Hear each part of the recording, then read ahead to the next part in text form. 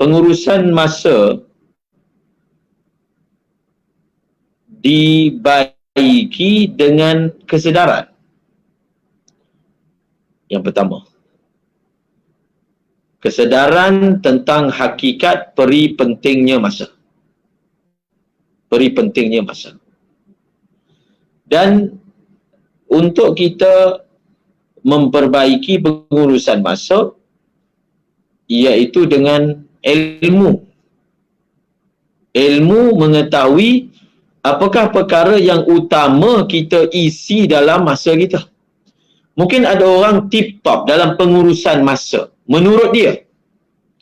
Tetapi sebenarnya, pengurusan masa dia itu hanya berlegar dalam lingkungan menguruskan dunia sahaja.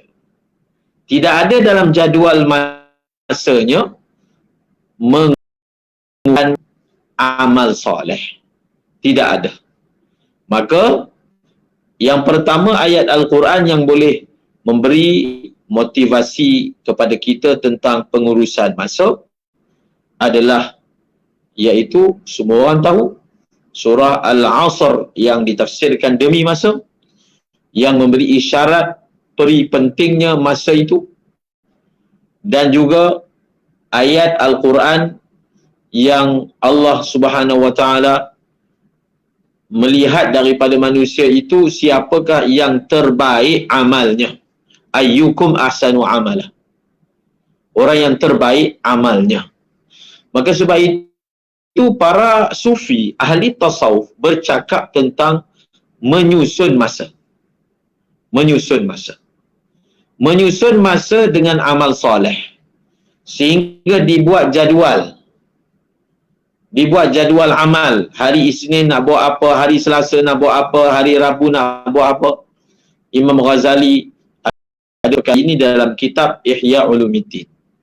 Jadi tadi saya dah sebutkan, untuk pengurusan masa ni, satu, perlu ada kesedaran peri pentingnya masa. Syekh Abdul Fattah Abu Ghuddah telah menulis sebuah kitab yang berjudul Qimatuz Zaman Indal Ulama. Nilai masa di sisi ulama. Ada terjemahannya kalau tak silap. Di situ kita lihat bagaimana para ulama begitu menghargai masa. Cuma macam saya sebut tadilah, ada orang yang dia memang bagus dalam pengurusan masa, tapi malangnya masa dia hanya diurus untuk dunia je.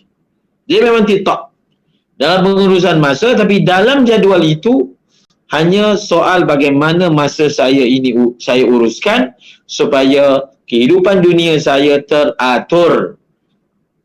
Namun oleh kerana kesedaran terhadap agama itu tidak ada, maka hanya untuk dunia sahajalah digunakan masa tadi. Orang mukmin dia akan uruskan masanya untuk dunia dan juga untuk akhirat.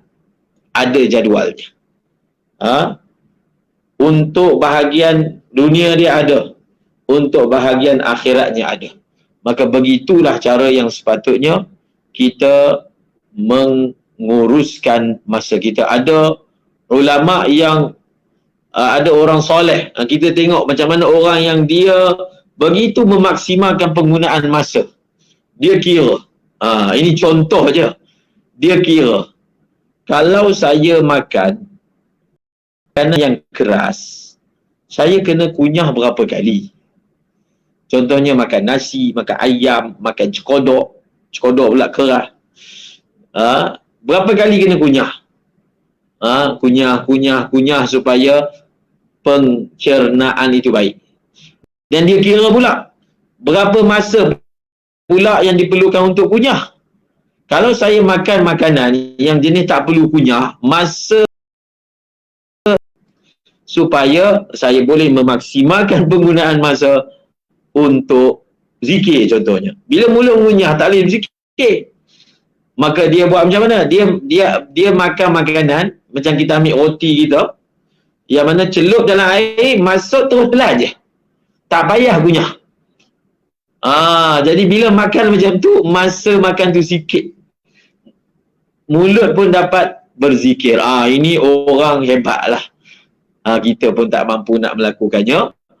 Iaitu dia fikir ni, dia begitu kedekut dalam nak bagi masa dia pada perkara-perkara yang bersifat keperluan diri, bagi dia masa terlalu berharga untuk dibazirkan.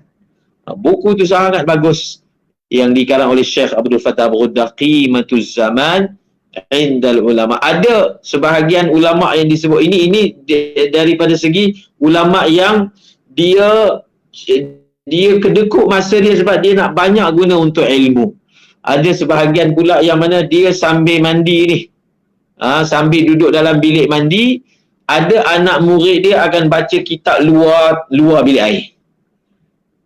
Nak baca dalam tak boleh. Jadi baca dengan suara yang kuat, sambil mandi boleh dengar juga ilmu. Ada juga yang membuat seperti itu. Al-Imamun Nawawi, orang yang usianya 45 tahun, meninggalkan karya yang bermanfaat sampai hari ini. Beliau ini kalau ada orang datang jumpa dia, kadang-kadang orang ni dia curi masa orang lain. Orang ini banyak benda yang bagi dia lebih berharga. Jadi kalau ada orang datang jumpa dia tak nak bagi orang tu sembang panjang, dia bagi buku kat orang tu. Ni buku baca. Dan dia pun baca kitab. Ini contoh orang yang memaksimalkan penggunaan masa dalam penggalian ilmu. Setiap orang ada dia punya takdir dia, ataupun dia punya jurusan yang Allah juruskan di dalam hidup dia. Tapi ini contoh orang yang mana Allah juruskan dalam ilmu, maka dia telah memaksimalkan masanya untuk perkara ilmu. Ada orang yang dijuruskan kepada perkara yang lain. Yang penting kita menguruskan masa kita dengan mempunyai ruang untuk dunia dan akhirat. Dan untuk mengetahui yang mana lebih utama, kena tanya ulama. Itu yang kata kena ada ilmu. Bukan semua orang dia faham perkara apa yang patut diutamakan, perkara apa yang sepatutnya letak nombor 3, nombor 4. Untuk mengetahui aulawiyat itu, perlulah dirujuk kepada ahlinya. Wallahu a'lam bishawab.